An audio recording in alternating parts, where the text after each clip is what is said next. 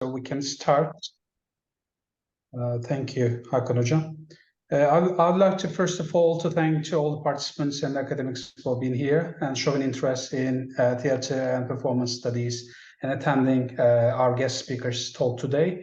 This talk will be recorded and can be watched later on our YouTube page. I'm Enes Kabak from Gaziantep University. I will not be hosting this event. Our assistant Muhammed Miraç Ceylan will be the moderator today, but I want to thank you everyone on the behalf of organizing committee of Theater and Drama Network. This will be possibly the final talk before our conference, which will be held on 8, 9, and 10 December 2023. Will be on adaptation, appropriation, and translation. I would like to invite all of you to our conference also, and if you have any suggestions about TDN talks and the conference, you can reach us via theaterdrama.network@gmail.com. So I will leave the stage to Miraç for him to introduce Gülsen Hoca today, and I want to thank again Gülsen Hoca for accepting our invitation today. Thank you. Thank you. Thank you, Enes Hocam. I would like to welcome all participants. I am Miraç Ceylan. I am a research assistant at Gaziantep University. And today I'm a student of Gülsen Hocam. And I am going to, on behalf of Theater and Drama Network, I'm going to present Professor Dr. Gülsen Canlı and her talk titled Anger and Contemporary Drama.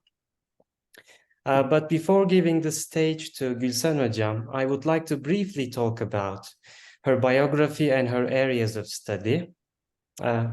Professor Dr. Gülsen Canlı got her BA from Hacettepe University from the Department of English Language and Literature. Professor Canlı then got her MA from Southern Illinois University from the English Language and Literature Department. And in 1969, she received her PhD degree from Ankara University from the Department of English Language and Literature again. Gülsen Hoca has received the titles of Assistant, Associate Professor, and Professorship from Hacettepe University, and she has been at the University of Warwick as a visiting professor twice in her career.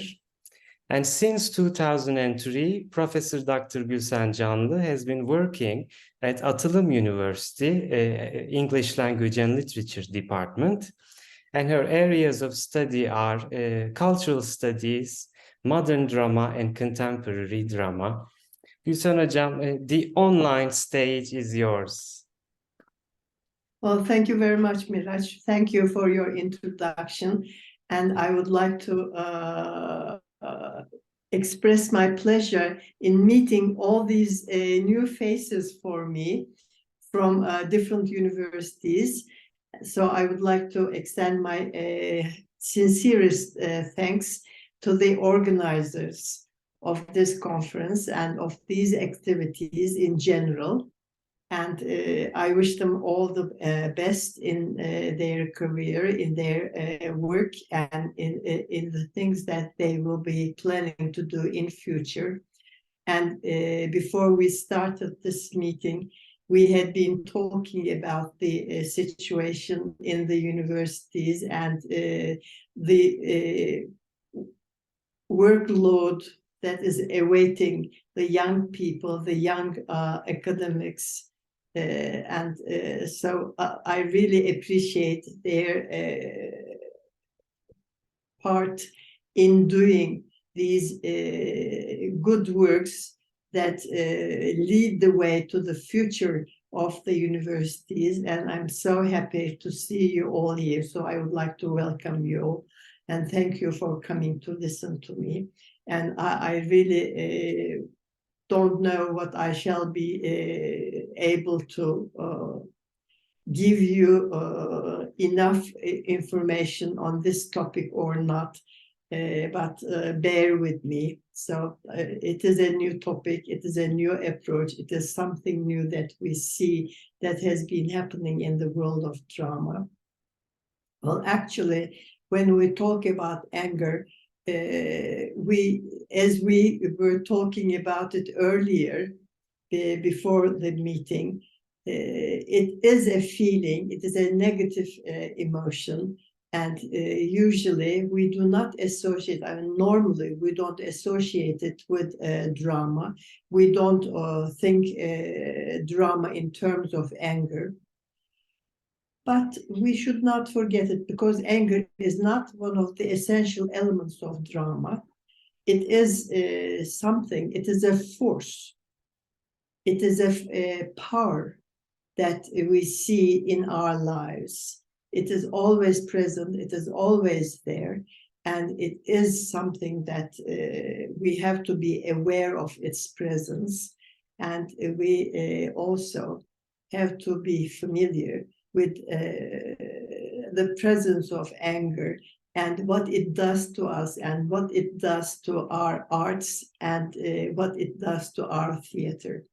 Well, actually, I believe and I take anger not an essential element of drama, but I consider it as a force that activates action. So there should be, I believe, I am of the opinion that there should be anger for the beginning of any action. So we, because I believe, or I think it is, at least I'm of the opinion that anger gives us the motivation, anger gives us the power to initiate action. And hence, in dramatic works on the stage, there should be some kind of anger.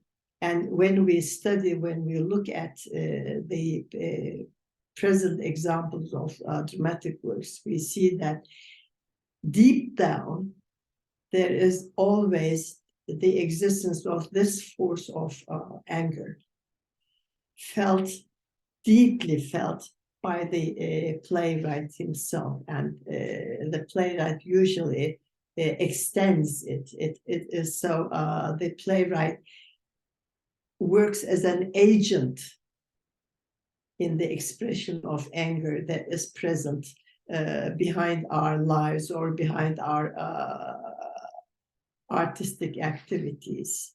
And so what is anger? So at first we have to have a definition of anger, and we have to reach an agreement on the definition of anger. What is anger? Actually, it is anger is an antagonistic emotion that expresses negative feelings or that expresses a negative attitude. And it is actually felt or experienced when something goes wrong, when something is not right, when something is bad happens, and we feel anger. But if it is a feeling of antagonism, and it may be experienced in extreme forms. If it is experienced in extreme forms, it usually is associated with violence.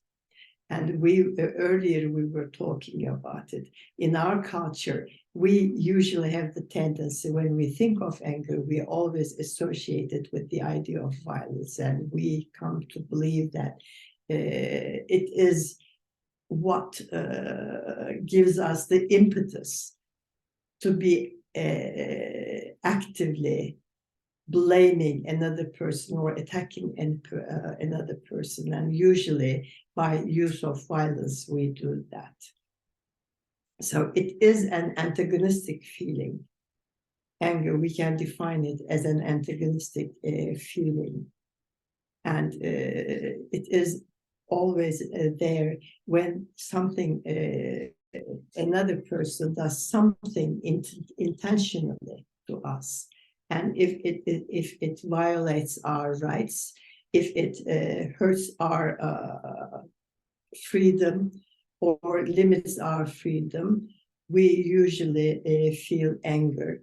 And so if something unfair or painful or bad happens, it is a feeling that we get.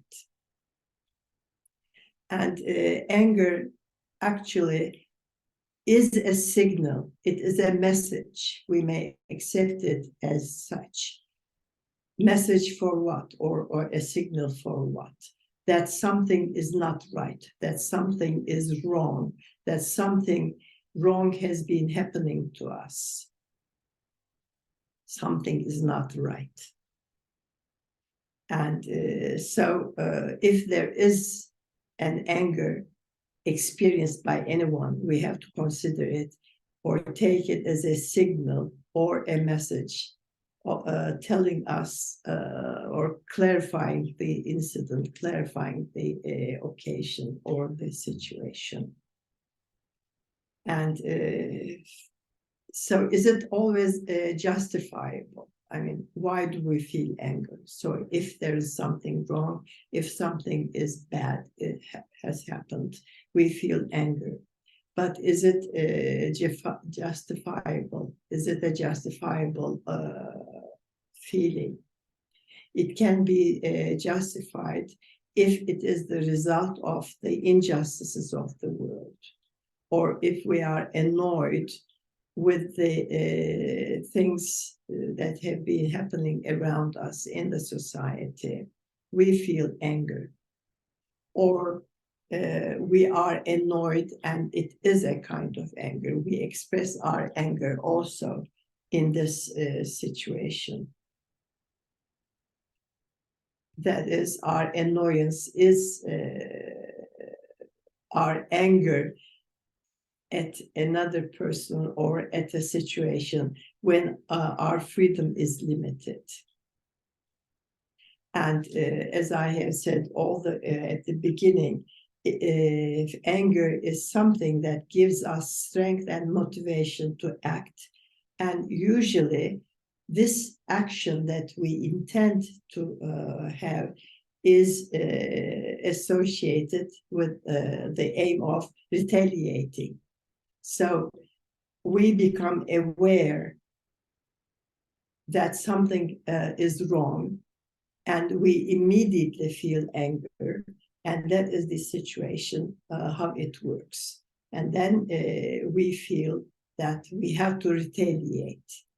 We have to give an answer if it is caused by a person, by an outsider, whatever, and we have to retaliate, and we have to make the person also angry, and we have to make the person feel anger. And so we can say that anger is a secondary emotion which follows the primary emotions of fear, anxiety, loss, sadness, loneliness. These are feelings that give rise to vulnerability, which in turn may lead to loss of control and may, as Seneca points out in his work De Ira, go out of reason. What seems an injury of the mind subsequently develops into the mad rush of anger.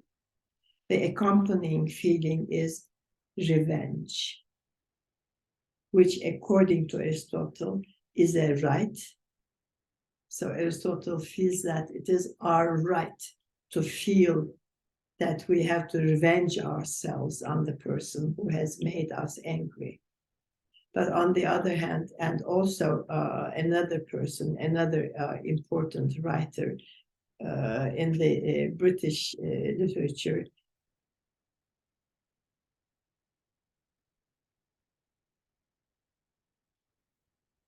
Byron, Lord Byron, considers this feeling or this idea of taking revenge as a feeling of he considers that this feeling is a virtue.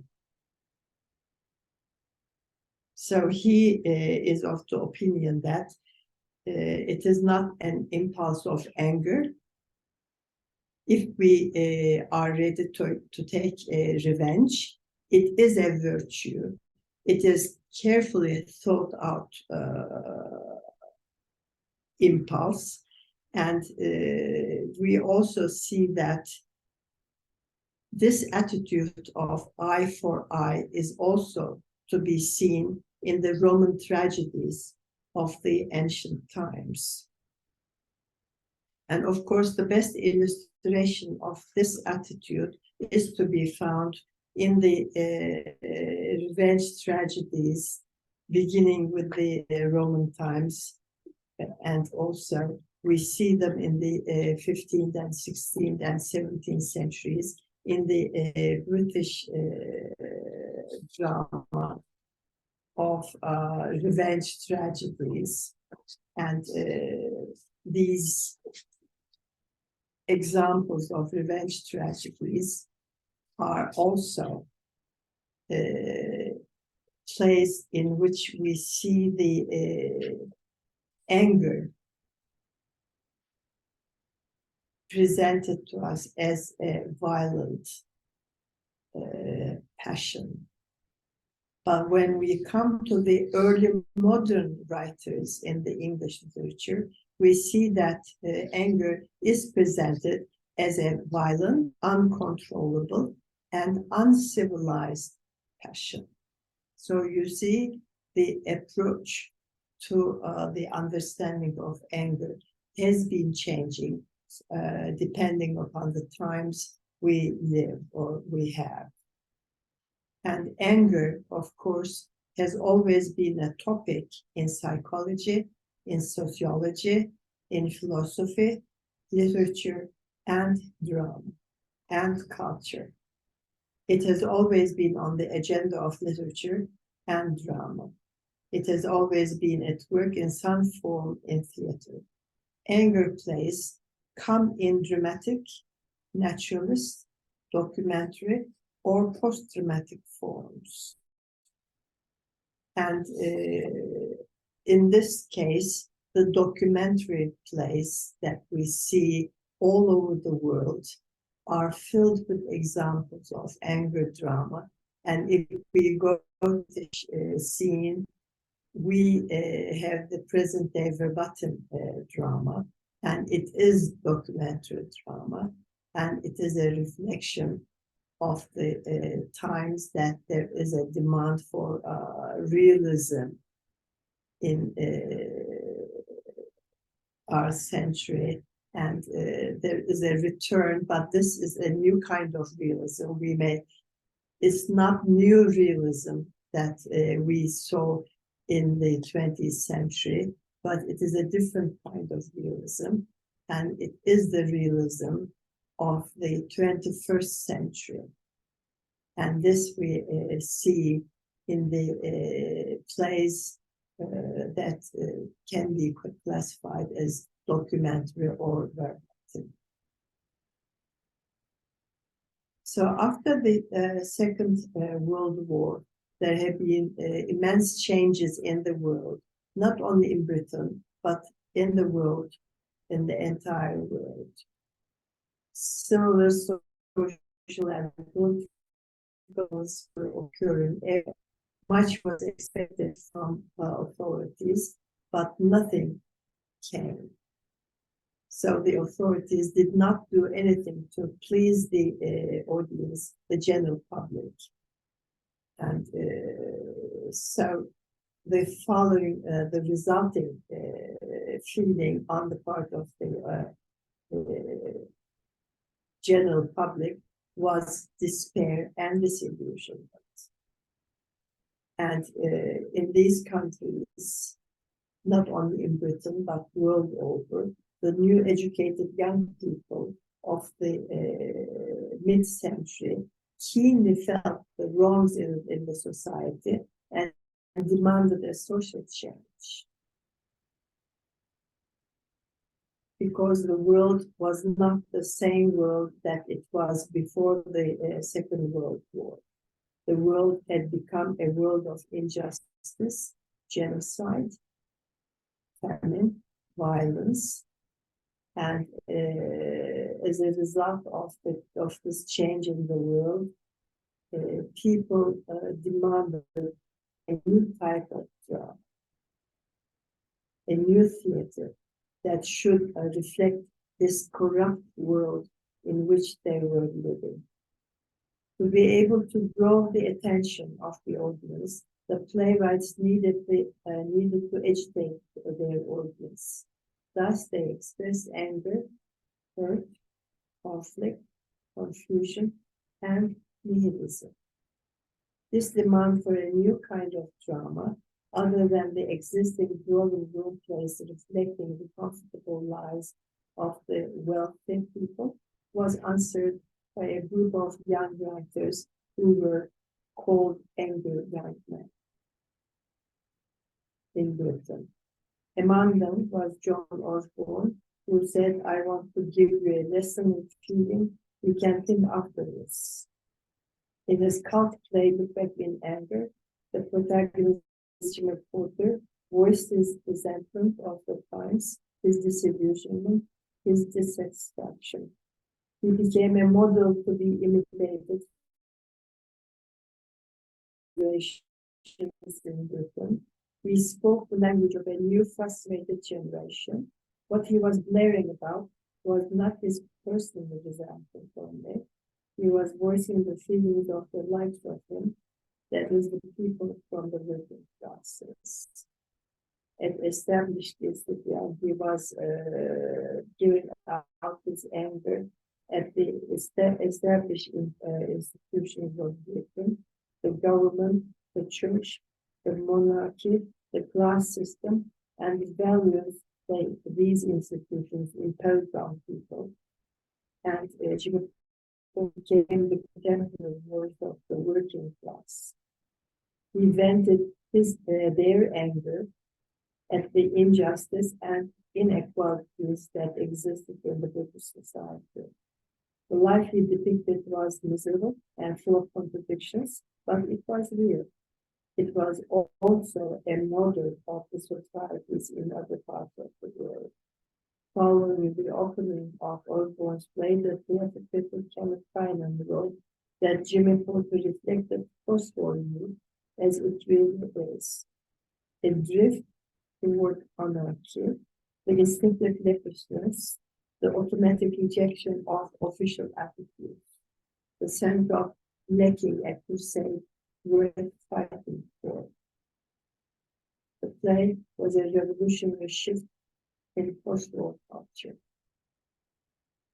And at the time, I'm sure, almost all of you are familiar, more than familiar with this play, so I won't go into the details of that. And at the time, in Britain, there was another type of drama being staged, and that was what was called the kitchen sink drama. And again, it was the realistic drama, and it was the drama of the 50s, of late 50s and 60s, of that is in the 20th century. And the type of drama, this type of drama, it included plays by Arnold Wesker, and they reflected the sexuality in particular, reflected the frustrations and issues of the working class following the impacts of war, which resulted in social problems such as unemployment, insecurity, and interrupted ideals, giving rise to frustration and anger. This type of drama reflected the struggles of the working classes. Theirs was a resentment and frustration at poverty, social inequality, and at the corrupted value of privilege. In the aftermath of World War II, Britain was no longer the home of tradition. It became a home of assertive youngsters. And in 1968, with the abolition of censorship, And later in the 70s, with the availability of contraceptives and drugs in the society, the British society became a permissive society. And at this time, make love, not war, was the motto of the age. The moral stance was to be against violence. It was time of protests against Vietnam War in the US and in Britain and on the continent as well. There were student uprisings. There was a Soviet intervention in Prague. The world was still restless. And at about this time, the German Berliner Ensemble visited Britain and introduced Brecht to the British theatre and created an influence, leading the way to epic drama. John Arden and Edward Bond may be named among those who were influenced. They directly said their opinions about the social issue. Although it was time of affluence, there was no social accountability. There was the Cold War, local governments were corrupt, there was a severe housing problem, and Arden, in his plays, expressed his anger at the disparity between ideals and everyday reality. And Bond thought that aggression was necessary for the shaping of society. In other words, for social progress. So according to him, in order to progress socially, one needed to be angry. As it is obvious, anger was still in the air and was still the driving force for the dramatic works written. Anger was the sign of the times. And Jellicoe, another British dramatist with feminist sensibilities, said, I'm sorry. Before that, all right, so there were other angry people who were considered and part of the supporters of this tendency of our angry young man. And Sheila Delaney was the only female writer who was considered a woman, angry woman. But what she was doing was not just passively or attacking the system, the institutions like Jimmy Porter did in John Osborne's play. She was a revolutionary, and she was talking about taboo subjects that existed in those days. For example, she talked about sexuality, she talked about abortion, she talked about having a boyfriend and having a child out of marriage, etc. So she was a revolutionary, and her play, A Taste of Honey, like herself, was also a revolutionary. And Angelico was another of the early British feminist dramatists, and she said that my plays tell you what is happening. People do not act angrily, they tell you they are angry. So the attitude of the reflection of voicing the anger has been on the way to change. My people have no power of expression, she says, of analyzing their emotions. They are afraid, so they compensate for their fear by attacking someone else. We are the same.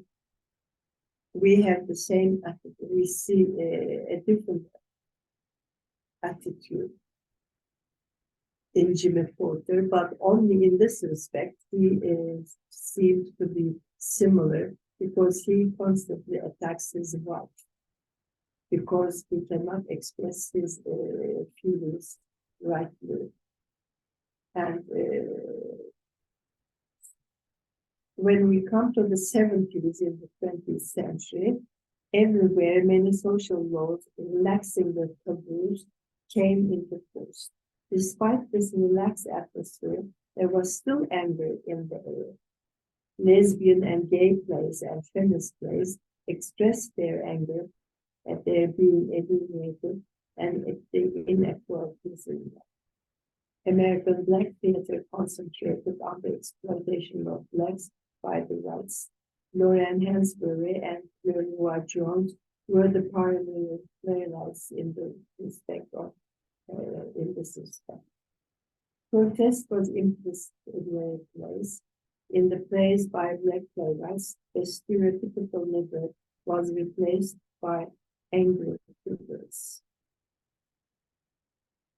And also, in the 80s of the 20th century, the angry plays reflected the social conditions of the decade. The theater of the decade was mostly political. So now we started seeing the expression of anger in drama in the political plays. In the 90s, however, the world experienced an upheaval toward traditional values and destruction of certainties and assumptions. There was general metaphysical anguish, ruthlessness, inaction, and lack of purpose. The drama of the period included criticism of the establishment. It reflected the working class realistically in an outspoken language. Once again, Britain was the leading country in the expression of anger. The important dramatic form of theater was in-your-face theater. In-your-face theater was a sensibility, a technique of theater, rather than a format of theater. For example, Martin Krim put together random quotes, and the result was the most effective play. Train spotting is also a good example reflecting this technique of in-your-face theater. And this play, Transpotting, was a discovery of the Edinburgh Fringe theaters. And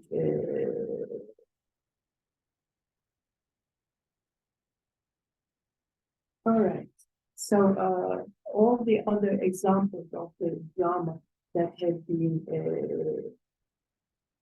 put on stage in the 20th century somehow, one way or another, reflected the anger that the people, that the audience felt. Some of the audience expressed it openly, some kept it inside silently, so it was an inner, and they did not display a burst of anger in these plays, in some of these plays, but they were reflected.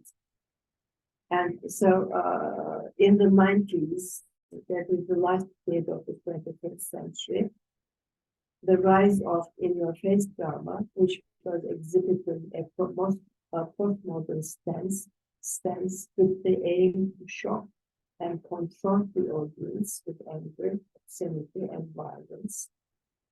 In-your-face drama exemplified the new anger writing of the 90s. It was not something limited only to the British stage. Because of globalization, like an epidemic, it had spread all over the world. On stage brutality, ugliness, incest, rape, murder, overt sex on stage, drug abuse, homosexuality were used to provoke the audience to think about their desires and inclinations.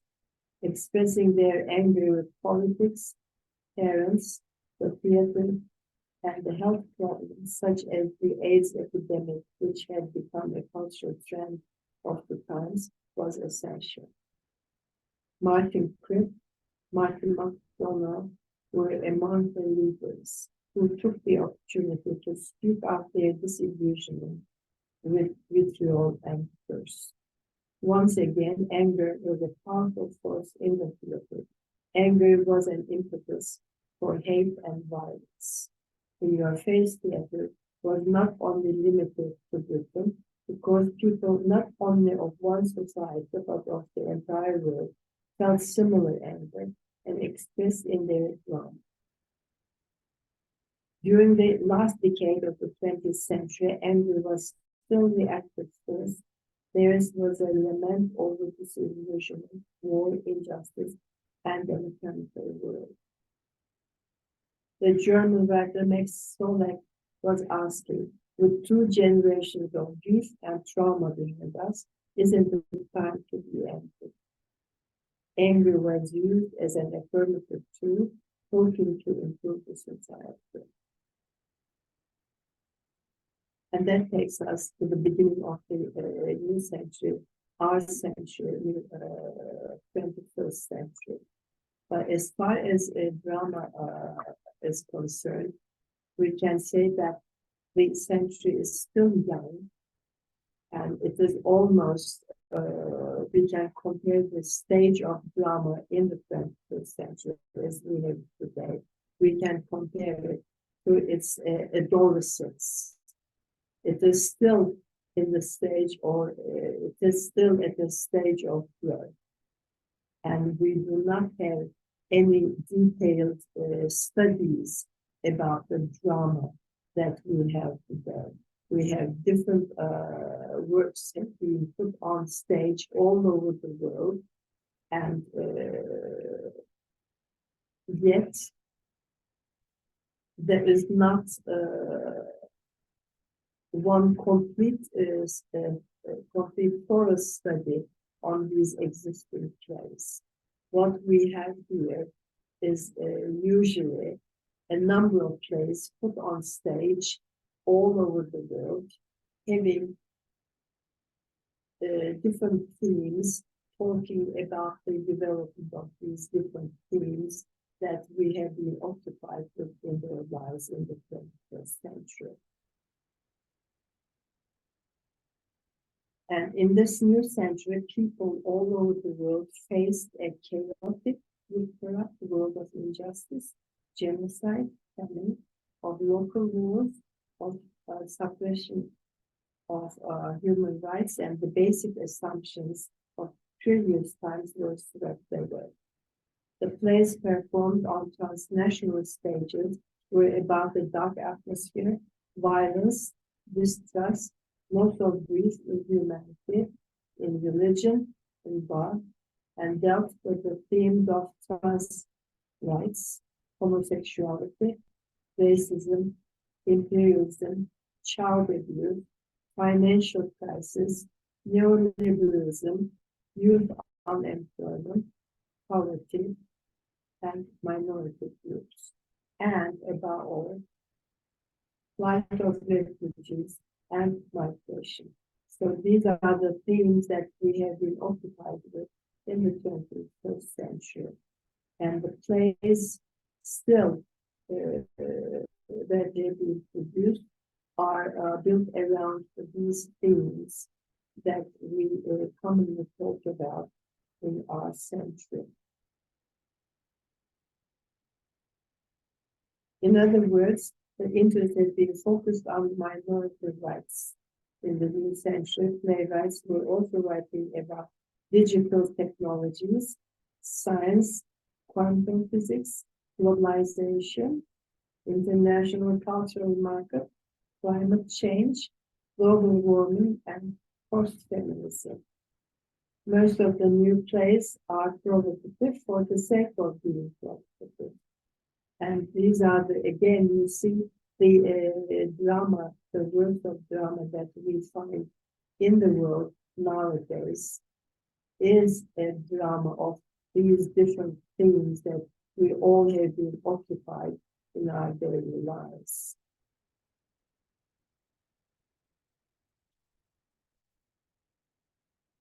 And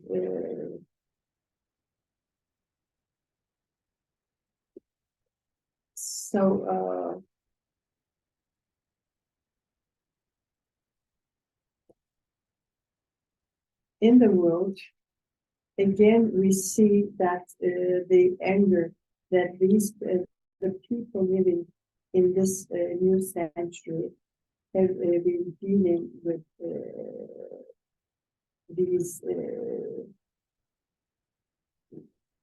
commonly shared themes that we see in our own lives.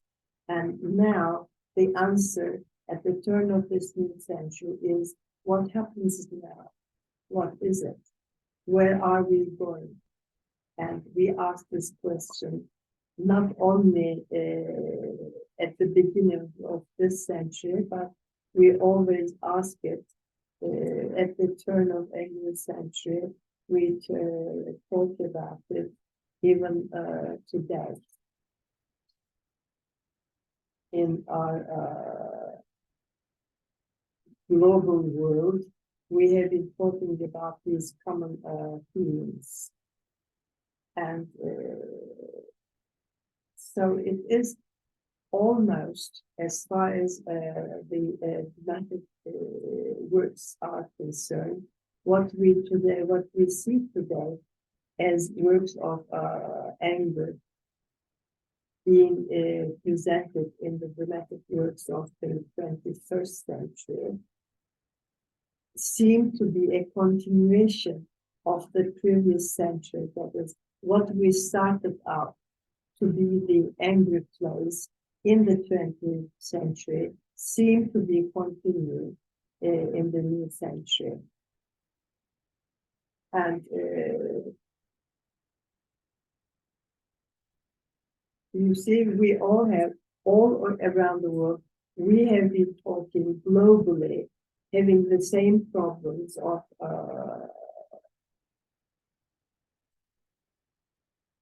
important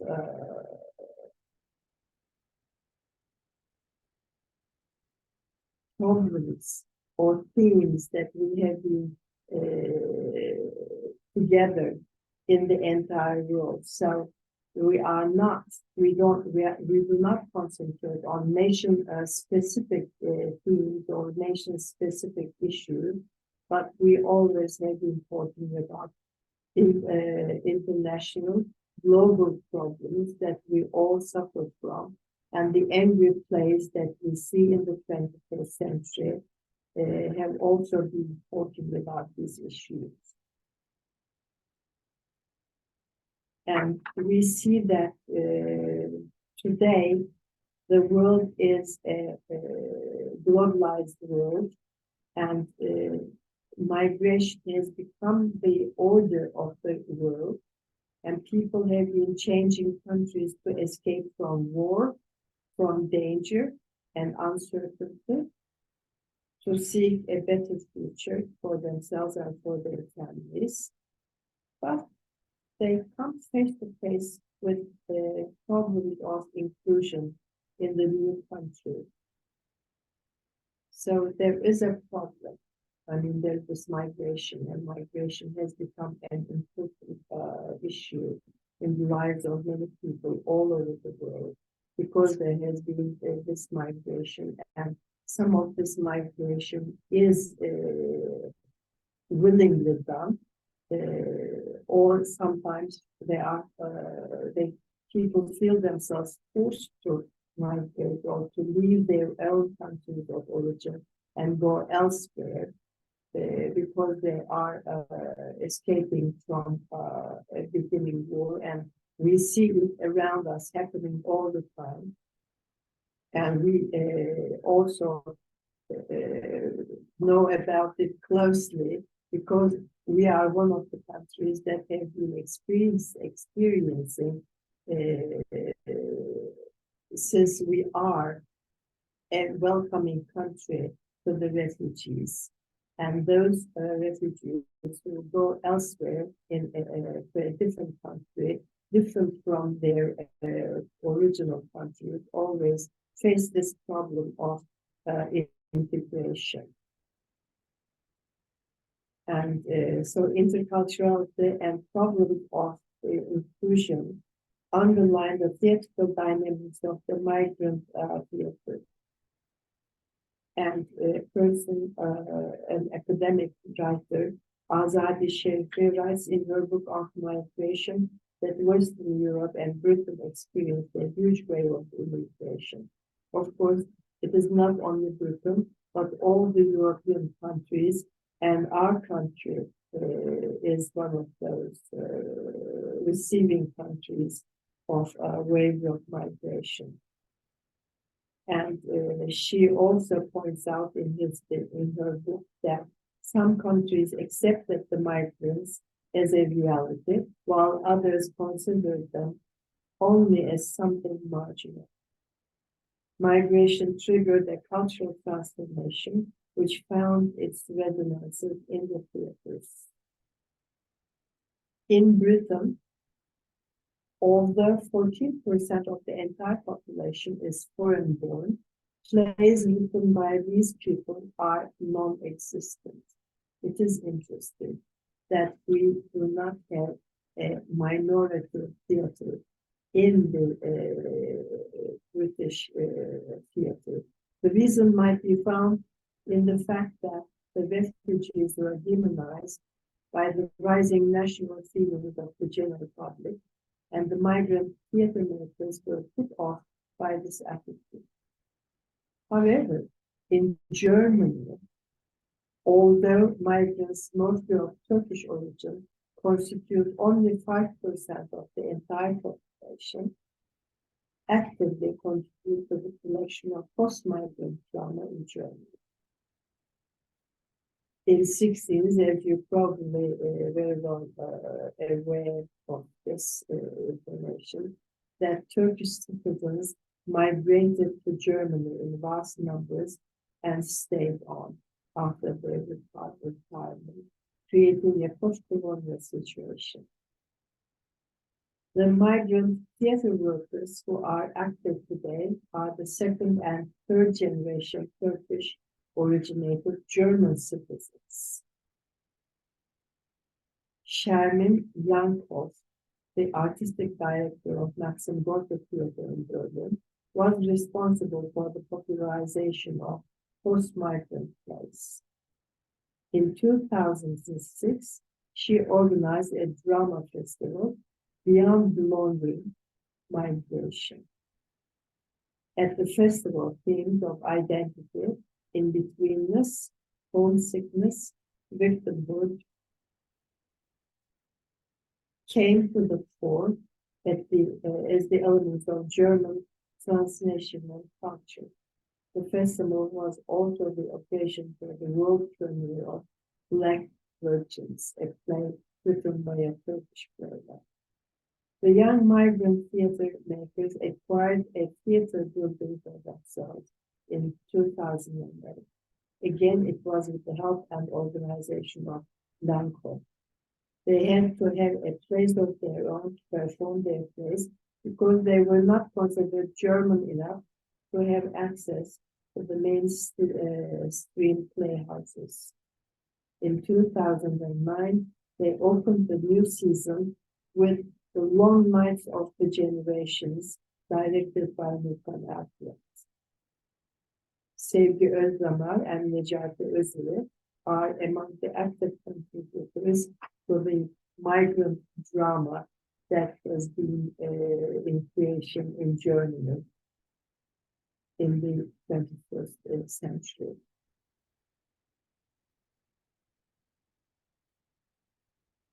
And at this point, it is worth remembering that Black Asian women playwrights became active, also talking about their experience of migration, of their displacement, their experience of identity crisis, racism, sexism in the new culture they have been trying to integrate. In other words, these playwrights were creating post-migrant drama, which is a drama that displays the presence of anger as a reality and conveys presence as an awareness of it. Toni Morrison, in her The Blues Eye, calls the awareness of a loveless searching, calls this awareness a loveless searching.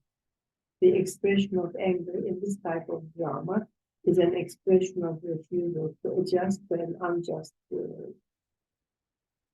And plays written and performed in this 21st century, that is examples of angry theater, which mostly echo with raised voices, not in the mainstream theaters, but in small fringe theaters. These theaters were established in the second half of the 20th century to provide a venue for not so well-known young playwrights to voice their ideas in their thematically or technically unconventional, revolutionary, or experimental plays. So we usually find the angry voices heard in the fringe theaters in the world drama, in the world theaters. And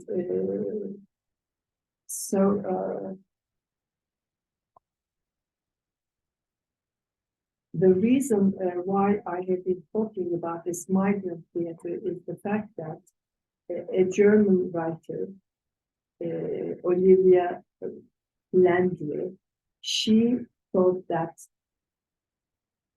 angry theater is a sub-form of migrant drama. And in the plays written by the migrants, we see the expression of the anger they feel in this world, in our century, is voiced in the plays of these post-migrant playwrights. And therefore, in Germany, because of the existence of an active minority group, we see that the playwrights, the migrant playwrights, have been active, and they have been talking about their own experiences in this new country that they have migrated to, or they have been born into. Because, as I have said, most of these playwrights are the second and third generation Turkish workers, and they hate to be called as members of a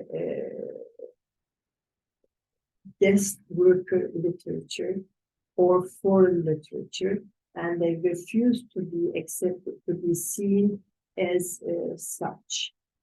And they think that they are German, but unfortunately, the conditions that exist in the German society prevents them from being accepted as German citizens, as true Germans, and they are not considered as German enough.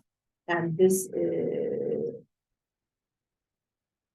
these new migrant writers also express themselves in plays such as, the plays that they write are the expressions of not any Turkish drama, for example, but they reflect the realities of or the essence of the Turkish drama, not the plays that, not the drama that we see in the mainstream theaters, not the upper class people, not the drama that the theater goers or middle class theater goers enjoy seeing, but these the voice of these migrant writers send their voice from the bottom of the society, from elsewhere, and they also reflect that there is something that they need to express their anger because they are not expressed. So they experience in-betweenness, and they are caught in between two different cultures, and they do not belong to either culture, and therefore they are frustrated, they are disillusioned. They, for example, Germany is their country of living, and so it is I mean, we are living in a global world, and so the playwrights, what is the nationality? What is the identity of these playwrights? How do we consider them? Do we consider them by their birthplace, by their country of origin, or by the country of abroad, that is, by the country they are living in, or by the place where their play is being staged on? So it has become a problematic issue. And these new playwrights, therefore, express their resentment, their disappointment in their plays, and in the drama they create, they of course are fed by their own, by their country of origin. That is, in the case of these German people living, or the foreign-born German citizens living in Germany, who have been members of the Turkish society, use the Turkish older forms of drama or folklore. For example, there is a play again in 2009, I think it was written and staged. It was called Mare Rides, and in this there is a woman lying in hospital. She has having a delirium. She has given birth to a stillborn child, and she is having a delirium, and she is being treated in the hospital. And in her delirium, she sees that she rides a horse, a mare, and this horse is called Enka, and it is a mythological animal. And the woman who is in the hospital in her delirium rides this mare and goes all over the world. And it is a symbolic action that she has been involved in. And it is a symbol of freedom. She has the freedom of going away. She has the freedom of moving freely. And so mythology and the forms of literature that we see in the Turkish dramatic context, we see being talked about, being used by these migrant dramatists that live in Germany. And also, we know that at this time, in this global time, there is a tendency that the plays written, these angry plays of the 21st century, and so in Germany, this Hans T. Lehmann, the founder of the post-dramatic theater, he said that in the year 2007, anger was booming. And also another man. So there was a lot of writing. There were books published on the anger theater in the 21st century. And one of these was Bishra Pantaj. And again, in his books, Anger. I'm sorry. So he wrote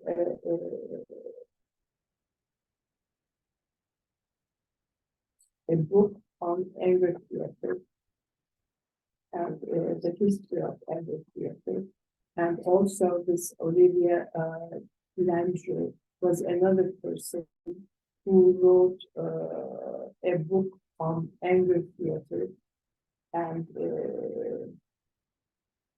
All right, Mishra's book is called Anger, Age of Anger, a History of the Present.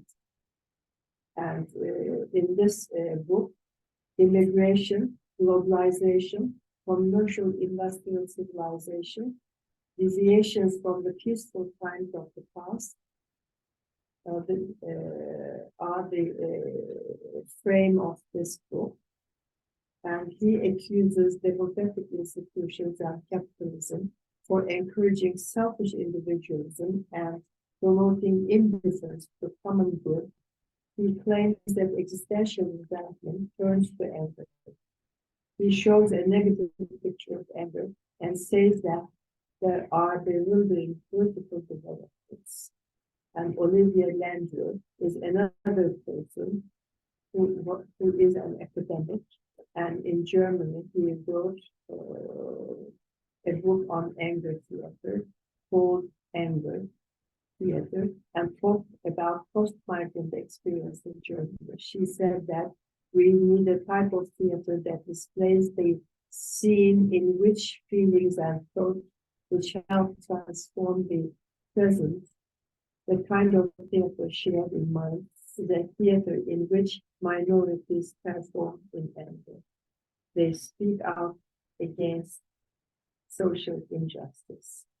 She used at the beginning of her book a conference on disintegration of Jews that was organized in Berlin in 2016 at the Maxim Gorki Theater in Berlin, an alternative transnational theater.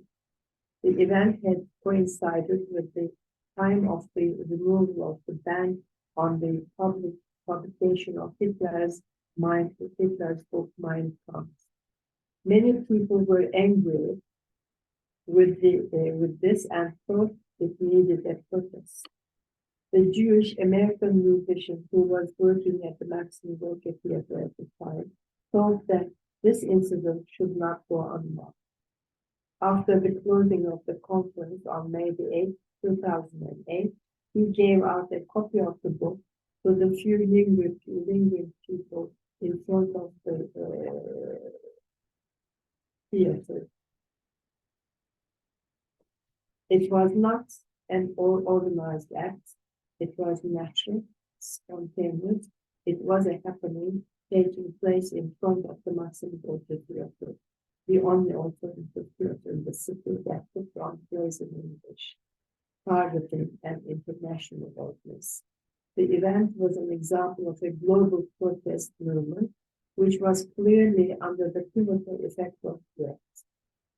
The general atmosphere in the 21st century world is saturated with protest movements.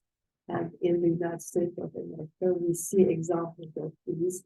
For example, Black Lives Matter movement in the year 2013, and also other present-day movements such as Trumpism and or Me Too movements in the United States. And these reflect people's anger and their refusal to conform to the existing injustices. The anger expressed by these movements is not an expression of liberal idealism, but a reflection of futility. Every ideology has been given a chance, but they all failed to put an end to injustice. At about 4 a.m., the people who had gathered in front of the Maxim Gorki Theater began to tear the pages of Mein Kampf and fed them to the small bonfire they had started. The location of Maxim Gorki Theater was significant. It was across the vast boulevard Unter den Linden, on which the law school of Humboldt University was situated. Almost a century earlier, Nazis had burned 20,000 books at that location. This was a protest revealing a refusal to reconciliation or forgiveness. It was not something only about Jews, but it was about the relationship between minorities and the existing cultural dominance existed in the German in Germany. This was an awareness of anger of social injustices facing the minoritized groups. These social injustices, these social injustices occurred as a result of racism, anti-Semitism, sexism, homophobia, transphobia, or Islamophobia. Here, the perspectives might be German, but the anger performed is international in scope and deal with political and social issues that exist all over the world. Such problems as global financial crisis, global warming, youth unemployment, or migration are not nation-specific issues, and everywhere they have been present in the 21st century. And so we can say that theater of anger is a form of theater in which minoritized groups speak out their anger in the face of social injustices they experience. Their anger is not directed against a particular person, but directed generally against the entire society. The young playwright of the Angry Theater, playwrights of the Angry Theater, have become the voice of angry citizens from all over the world. They are angry with the injustices that exist in the world. They exhibit a provocative response to marginalization. The plays voice young people's anger and resentment, directly addressing the audience by their raging dramatic monologues. Anger is revealed as an attributed effect, leading the audience to a future when and where social justice is possible. The goal of the anger theater is not catharsis, but confrontation, intervention, and critique. So in the works by these young playwrights, we see the expression of their anger at their alienation because of the injustices that exist in the society, and they do not wish to conform, and they in the place they write and perform on stage, they express their anger at their anger or their resentment, and this is usually because of the injustices that exist in the society. And the aim is to wish for or to have a hope for a better future, and to wish for a society in which there would be a better future ready, awaiting these young people. And when we mean by this, it is a society where there are no social injustices, where everyone is being justly treated. And the aim of these young angry writers is this, and with their plays, they are trying to open up the way to the existence of such a society in future for themselves and for the future generations. All right, I think that's about all that I would like to tell you. Are there any questions that you would like to ask them?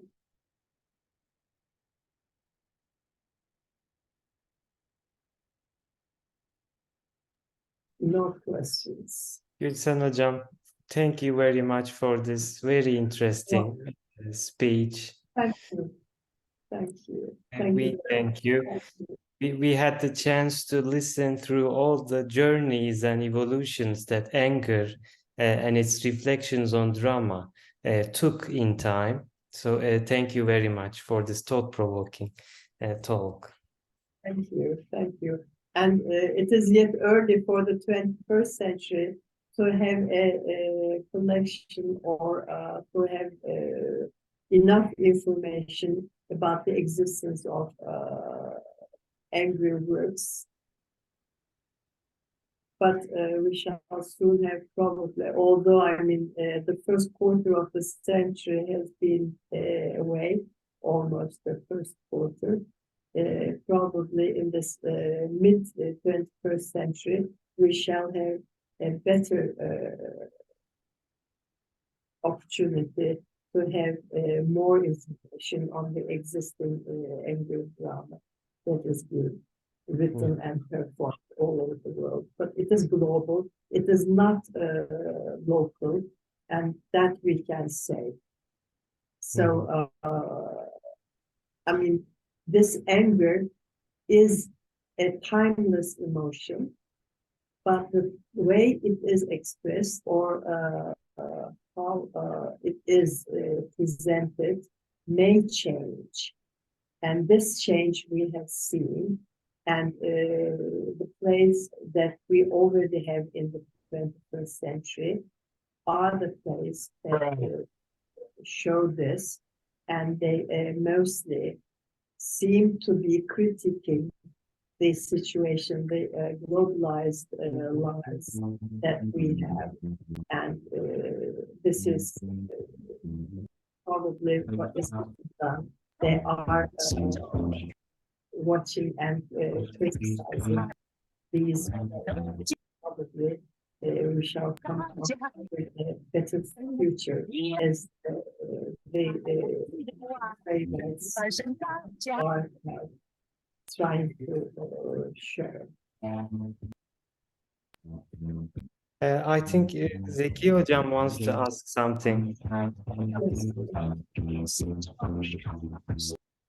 But before that, Hakan Hocam, somebody is sanki yes, or can you please correct that? Yeah. Gülsen Hocam, thank you for this, giving us this opportunity to stop time and think about what we daily suffer. We suffer for years. We have suffered anger for hours, days, months, years. It becomes something imminent, something ubiquitous everywhere inside us. We daily suffer it. And it reminds me of George Orwell's beautiful statement for war. He said, when war becomes continuous, it ceases to exist. So when anger becomes continuous, it sometimes can cease to exist.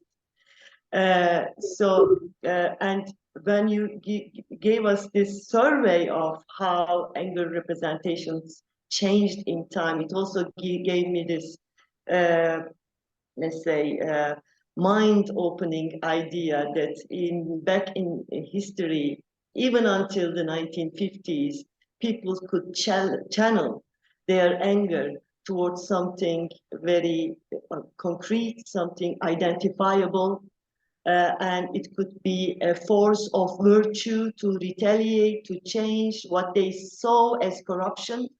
Today, we cannot be in the position of identifying what we are angry at, because you dwelt a lot on migration issue, but we are also psychologically, everybody indiscriminately, we are also psychologically, intellectually feeling like migrants ourselves. And again, when migration becomes continuous, it also ceases to exist. So we cannot channel our anger at, we cannot look back in anger, we cannot look ahead in anger, we cannot look aside in anger, because we are in anger, we are born into it, we die in it, and we cannot quite capable of finding an expression or retaliation. It's no longer a virtue, a force for us. This is our cul-de-sac. It's the proper word. That's why it's no longer ever. We blame the system, but we are part of it. We are contributors of it. So it's no longer a virtuous force for us to change and confront or make better. things, and it becomes part of our ontology. And I don't know how to deal with this. And these were the feelings that you made me think, and I think it was a very invaluable sort of presentation. Thank you for all of it. Thank you very much. Thank you for listening. And share my feelings. I don't know what you think about my current feelings about this, but I think everybody feels in this same. I agree with you. And it is yet too early, but the trend is such that we should not be looking back, but we should be looking forward and into the presence of some conditions in which we should not have any injustices, so that we shall not have the opportunity or the chance to be angry. Thank you.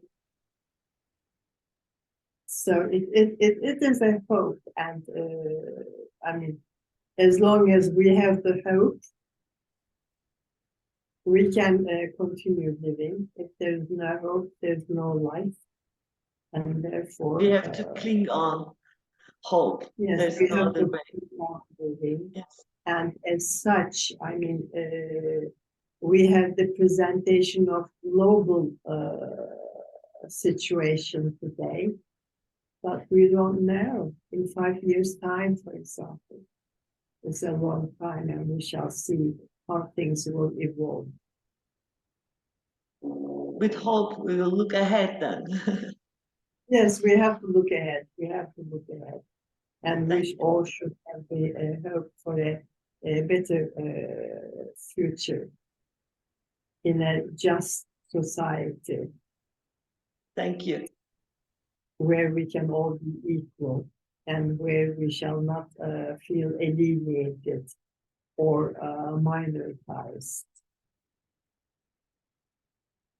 Thank you. If there are other questions, you are welcome now. I can have a question, if you please, if you like. Yes, of course, Hocam.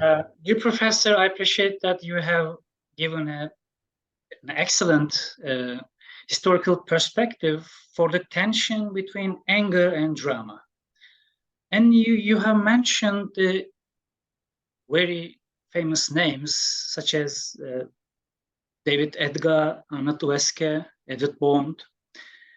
You mentioned the importance of anger for the 70s. I mean, you know that. But as dear Zeki Hocam mentions, anger is going on. So people still angry today, and the British society is experiencing the outputs of austerity program, the cost of living crisis. Post-Brexit is also annoying for British people. Of course. How housing prices and rough sleeping is increasing. It is increasing in the UK. And also precarious working conditions, the effects of climate change, and a climate migration is approaching, we know that. So people are angry today, and the question I would like to ask to you, today's British theater, when you compare with 70s, or maybe Thatcher times in the 80s, today's British theater, today's British theater companies, are they ready to be the voice of the angry people today? Can they be a voice for the angry people? What do you think about that? Thank you. I mean, well, I believe the voice of the angry people is or can still be heard at the fringe theaters, not in the mainstream theaters. Because the mainstream theaters serve to the needs of the middle-class theater-going public, and these people go to the theater to be entertained. They are not interested in ideas. They are not interested in political approaches. So they want to see plays that are based on character and narrative, rather than ideas. So the plays that the fringe theaters display may be considered to be the voice of the angry people. And so usually these plays are unconventional.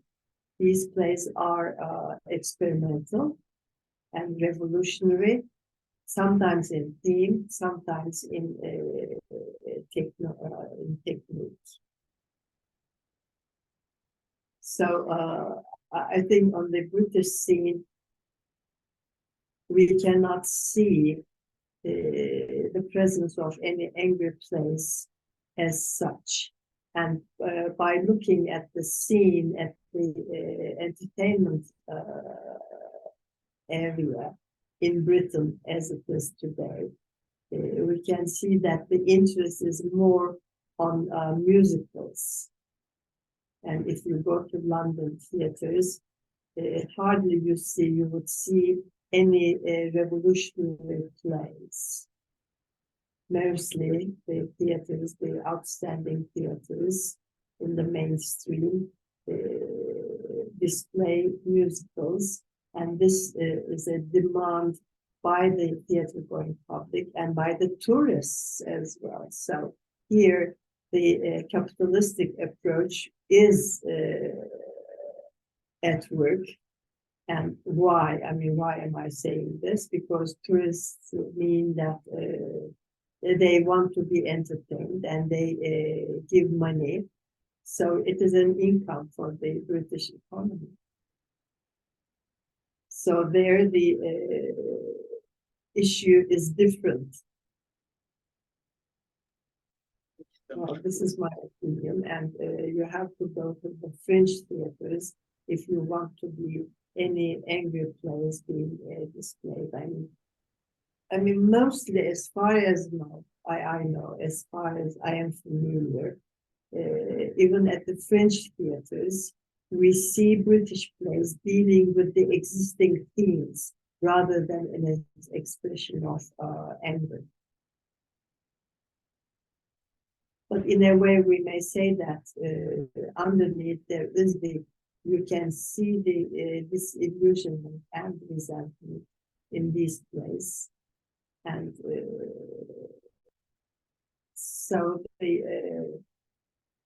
there's an underlying, you may say that you may find an underlying existence of anger. But not so obvious. I don't think there's going to be a new trend, probably, I mean, we don't know, but as things are, there is no sign of any change on the British stage leading this way. But, you know, things like that happen all of a sudden, we don't know.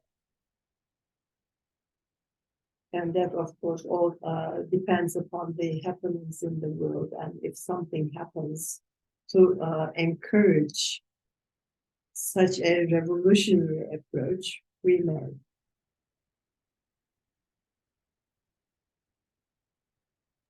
Thank you. I don't know. Thank you. Yes, if there are no other questions, I think we may call this session. Gülsen Hocam, thank you again. Thank you very much for this talk. Well, I thank you all for listening and for inviting me to this session. Thank you very much. Thank you. Thank you, thank you. Thank you for all the participants. Teşekkür ediyoruz Gülsen Hocam. Harika bir sunumdu gerçekten. Çok teşekkür ederim. Çok teşekkür ederim. Sağ olun. Katılan bütün hocalarımıza, başta Gülsen Hocam olmak üzere, ağzınıza sağlık hocam. Çok teşekkür ederiz. Şeref verdiniz, onur verdiniz. Hepiniz çok teşekkür ederiz. Çok teşekkürler. Çok teşekkür ederim. Ben teşekkür ederim. Sağ olun. Çok mutlu Sağ olun oldum. hocam. Hepinizi bir arada görme fırsatım da olmuş olduğu için ayrıca mutlu oldum. Çok çok teşekkür ederim. Hocam bizim bir geleneğimiz var. Bir kapanış el sallıyoruz böyle. Sizden rica etsek Şöyle şöyle bir kapanış pozu alacağız. Çok sağ olun, çok teşekkür ediyoruz. Herkese çok olun. teşekkür ederiz. Çok Teşekkürler. mutlu olduk Çok bugün. teşekkür ederiz. Sağ olun. İzninizle oturumu sonlandıracağım. Tekrardan teşekkürlerimi sunuyorum tüm katılımcı hocalarımıza. Teşekkür Kongremizde de sizleri aramızda görmekte mutluluk duyacağımızı bir kere daha altını çiziyoruz. Çok teşekkürler, iyi günler diliyorum. İyi günler. ederim.